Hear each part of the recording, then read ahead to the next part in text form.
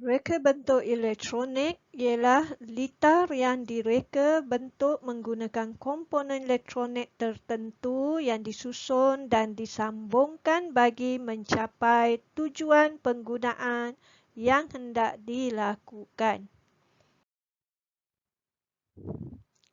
2.4.1 menyatakan maksud mikropengawal dan mikropemproses. Kita lihat dulu mikropengawal. Okay, maksud mikropengawal ataupun microcontroller. Okay, mikropengawal ialah peranti kawalan yang terdapat di dalam satu chip. Okay, ini contoh mikropengawal. Peranti kawalan ini terdiri daripada unit pemprosesan pusat iaitu CPU, RAM, Random Access Memory, ROM, Read-Only Memory dan juga port input dan output yang dibina di dalamnya. Mikropengawal berfungsi untuk mengawal peranti elektronik. Mikropengawal menjalankan kawalan mudah berdasarkan pengaturcaraan yang telah dimuatkan di dalamnya. Mikropengawal dikategorikan sebagai sebuah komputer kecil yang berfungsi untuk menerima dan memproses isyarat dan seterusnya menghasilkan isyarat untuk dilaksanakan.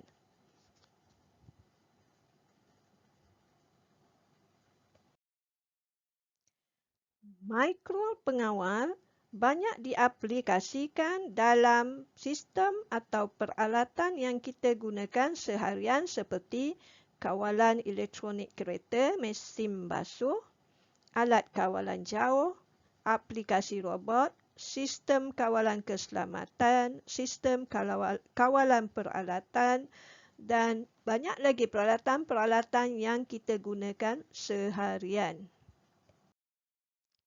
Contohnya, mesin basuh automatik, ia berfungsi mengikut pilihan yang dibuat oleh penggunanya pada panel mesin basuh tersebut.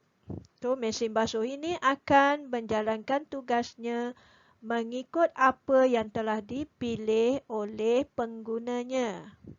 Iaitu berdasarkan kepada muatan mesin basuh itu sama ada penuh, sederhana atau muatan yang sedikit. Begitu juga dengan kadar kotoran. Dia akan mencuci pakaian yang dimasukkan di dalamnya mengikut pilihan yang telah dibuat pada panel, iaitu kadar kekotoran yang sederhana atau kadar kekotoran yang agak kotor. Contoh seterusnya ialah lampu LED yang berkelip mengikut selang masa yang telah ditentukan. Sama ada kelipannya secara perlahan ataupun laju. Ini adalah antara contoh mikropengawal pada papan litar elektronik.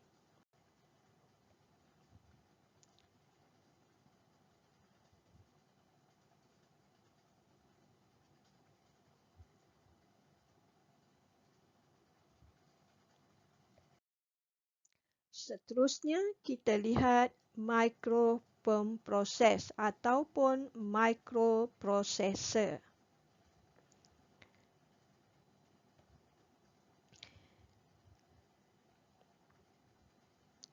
Mikropemproses ialah peranti pemproses mikro dalam satu chip. Peranti ini digunakan bersama dengan chip-chip sokongan yang lain seperti input, output, RAM, dan ROM. Semua chip sokongan ini berada di luar micropemproses dan dihubungkan melalui sistem bus. Micropemproses kebiasaannya digunakan untuk melakukan kawalan yang lebih besar seperti komputer. Mari kita perhatikan gambar rajah blok micropemproses.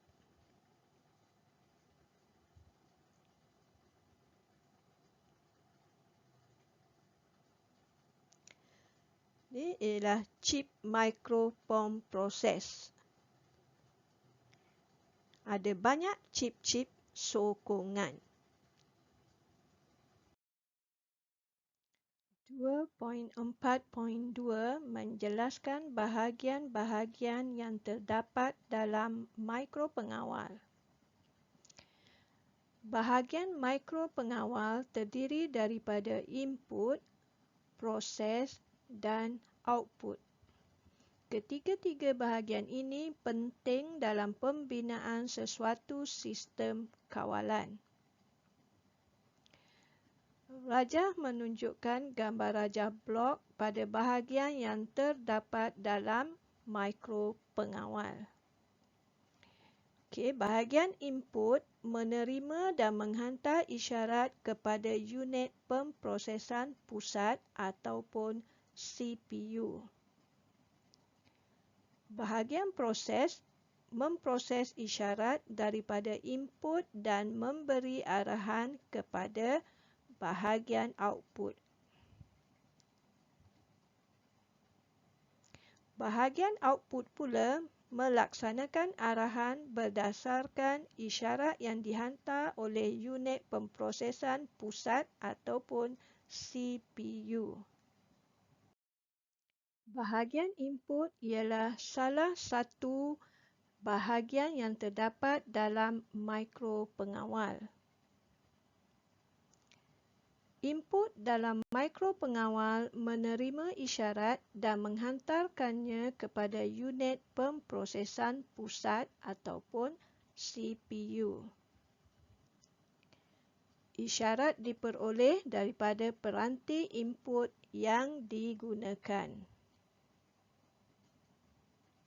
Peranti input terbahagi kepada dua, iaitu peranti input digital dan peranti input analog. Mari kita lihat peranti input digital. Peranti jenis ini termasuklah switch tekan tutup, switch tekan buka, switch mikro, penderia pergerakan ataupun motion sensor dan penderia air. Kita lihat peranti input digital yang pertama iaitu switch tekan tutup. Switch ini akan menghasilkan isyarat kepada mikropengawal dalam bentuk digital.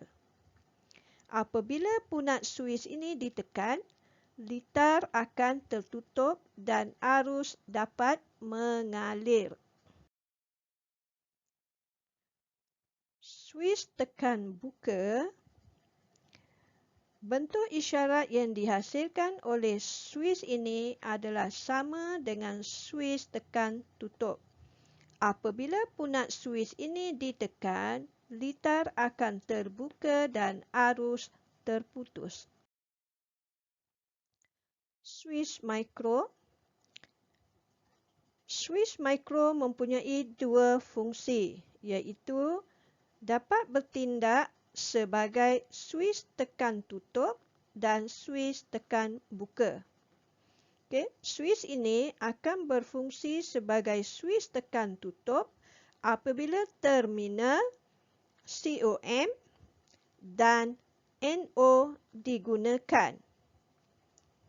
manakala ia akan menjadi suis tekan buka apabila terminal COM dan NC digunakan untuk membuat penyambungan litar. Suis mikro menghasilkan isyarat kepada mikro pengawal dalam bentuk digital. Seterusnya kita lihat penderia pergerakan ataupun motion sensor. Penderia pergerakan berfungsi untuk mengesan pergerakan haba yang dihasilkan oleh manusia ataupun haiwan.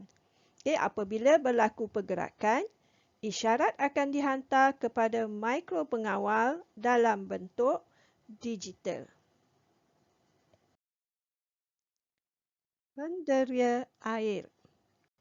Penderia air berfungsi untuk mengesan kehadiran air pada sesuatu tempat. Penderia ini akan memberikan isyarat satu iaitu 5 volt jika tiada kehadiran air dan kosong iaitu 0 volt jika ada kehadiran air. Contohnya penderia ini digunakan pada pengelap cermin kereta ataupun wiper yang akan bergerak secara automatik apabila dapat mengesan kehadiran air pada cermin kereta tersebut. Sekarang kita lihat peranti input analog.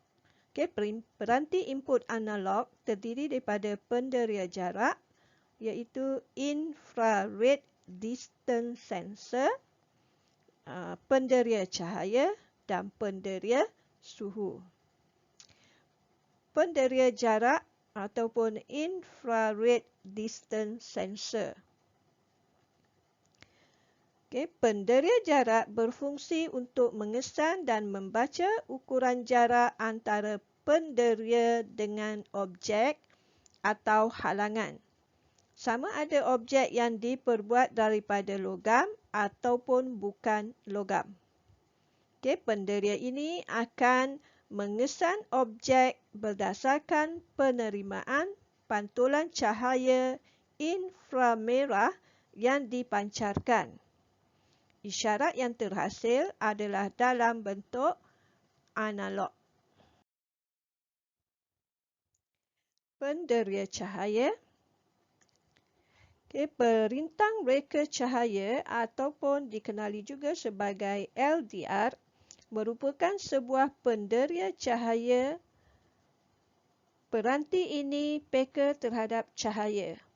Rintangan akan berubah mengikut kecerahan cahaya. Isyarat analog yang dihasilkan berdasarkan perubahan kecerahan cahaya yang diterima.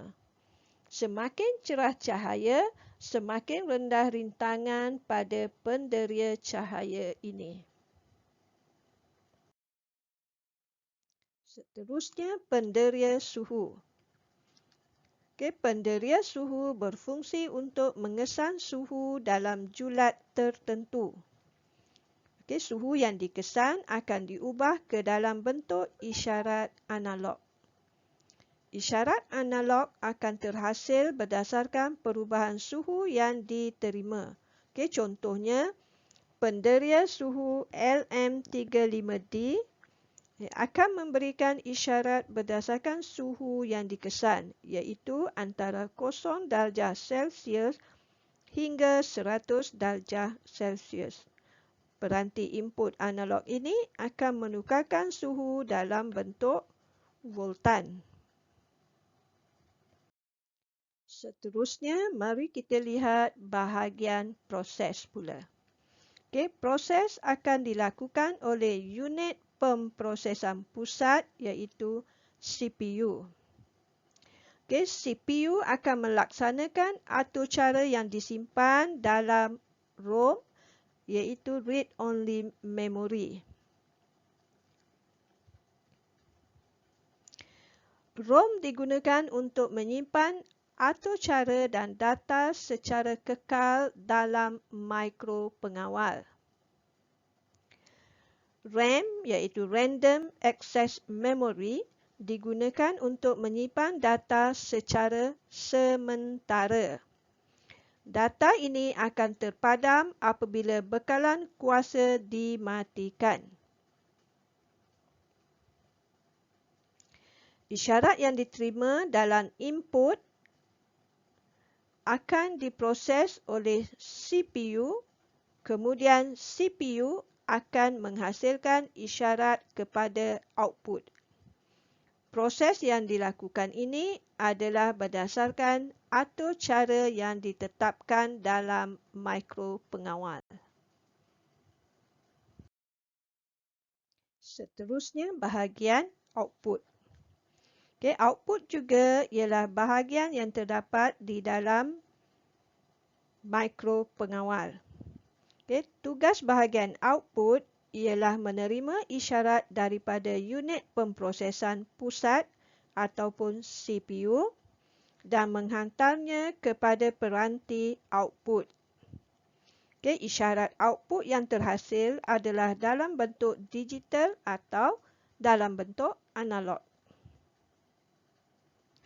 Peranti output akan melaksanakan isyarat yang diberi oleh output. Peranti output yang menggunakan bekalan kuasa melebihi 5 volt perlu menggunakan bekalan kuasa tambahan bersama peranti sokongan lain untuk beroperasi. Contohnya, peranti output termasuklah diod pemancar cahaya iaitu LED, pembas ataupun buzzer piezo, geganti, motor arus terus dan juga lampu LED 12 volt. Kita lihat peranti output yang pertama iaitu diod pemancar cahaya ataupun LED. Fungsi diod pemancar cahaya adalah untuk mengeluarkan cahaya dan sebagai lampu perhiasan. Diod pemancar cahaya perlu digunakan bersama dengan perintang untuk mengelakkannya daripada rosak atau untuk mengawal kadar kecerahan. Pembas ataupun buzzer piezo. Pembas berfungsi dengan cara menukarkan gelombang elektrik kepada gelombang bunyi yang berfrekuensi tinggi. Pembas mempunyai kekutuban pada penyambungan, iaitu wayar merah positif dan wayar hitam negatif. Alat ini boleh digunakan sebagai penggera keselamatan. Seterusnya, geganti ataupun relay. Geganti digunakan sebagai suis kawalan lita berarus tinggi. Geganti akan dihidupkan apabila arus elektrik melaluinya dan sebaliknya. Motor arus terus. Motor arus terus akan berputar apabila ada arus elektrik yang mengalir melaluinya. Motor ini akan berputar berlawanan arah apabila penyambungan wayar positif dan wayar negatif dipasang secara terbalik.